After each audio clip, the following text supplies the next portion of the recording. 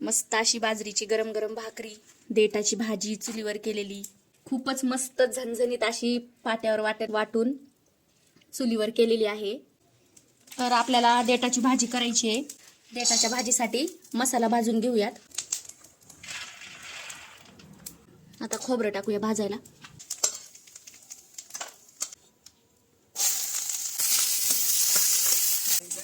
असं भाजलेलं गेले.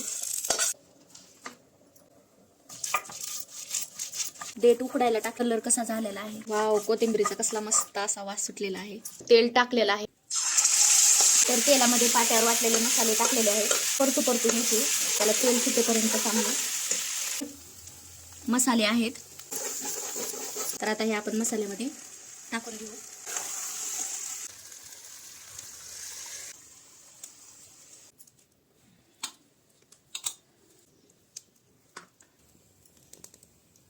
तर आता ह्याचा आस्वाद घेणार आहेत. मस्त अशी बाजरीची गरम गरम भाकरी, देठाची भाजी चुलीवर केलेली. तर तुम्ही कमेंटमध्ये सांगा की आत्यांनी कशी भाजी बनवलेली आहे.